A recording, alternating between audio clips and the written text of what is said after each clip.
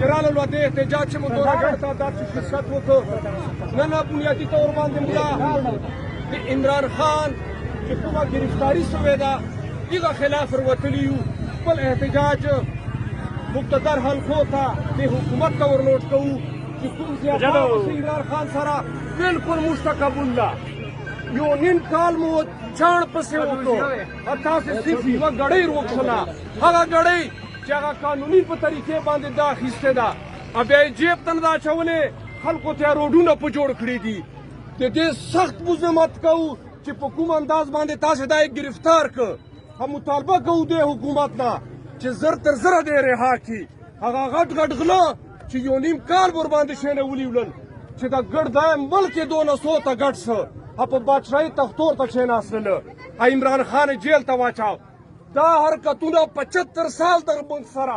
دغو عوامو سره وسلل خو موږ تر اوسه پورې په خبره نه وو سره پوه خو عمران خان دومره شعور راکړ چې په یوه یوه ټکي یا په یوه یوه انداز یې پوه شولو نن نه بعده تماشې وسللې وسللې نن نه بعده دا یې موږ ملک ته دا یې د دې عوامو ملک ته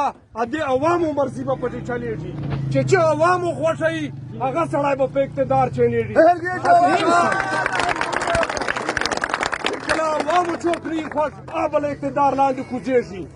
چې کله عمران خان له خلکو زړونه وباسي بلکل دې له اقتدار نه ترې کوي خو یاد دې ساتي عمران خان په کپریو حکمرانی نه ده کړې عمران خان په زړو حکمرانی کړې من ټولو زړو چې عمران خان ده خلکه دا یوه کیسه بار بار درته کوو بیا یې درته کوو عمران چې نن جیل چې پروت دی چیز ګنهګار ده په خدای سره له زړه نه ته وایو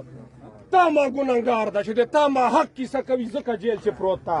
په خدای نن دې له تا ما حق نه دی چیک سي او ورته دې وایي چې بس عوام رانه پاته دي په خدای اوس په اوس رها ده او بادشاهي یې ده خو جرم یې دا ده چې د تا ما کیسه کوي د غریب کیسه کوي او خلکه خاص کر غریب طبقې ته وایه میډل کلاس ته وایه د دو 75 ساله خدمات یو پلا د دول خالص صحت کارت بل پلا لس میر ته ووټ ورکو هیڅ شی نه درته وکړي د یو صحت کارت بدل بیا نه کو غواړي ایجوکیشن کارت کوم شی بیا در وګڼه خلکو د تاسې موږ په غمجن سړی ده او د تاسې موږ په درد دردېدلی سړی ده ځکه نن حوالات چې پروت ته نن ځکه جیل چې پروت ته هغه قیدیانو سره یې اچولی ده چې هغه 500 والو قیدیانو نه په من حالات ورته جوړ کړي دي مطالبې مو دي چوزن دی عمران خان ته چې کوم خوراک ورکوي د جیل سوپرډنټ او د جیل ډاکټر دواړه دی هغه ورسره خوري دوه دا مطالبه ده بله دا مطالبه ده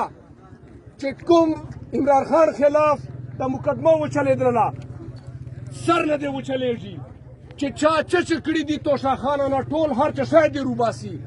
چې دود سي یا پانی سي زه د تاسو ډاکټر صاحب ته ولاړ دي نور ملګري به کیسې درته کوي نور ته مو بیا ډېر زیات شکرګزار یو انشاءالله که زندګي وه 14 اګست په مناو کوو ښه په جوش جشن سره بیا مناو کوو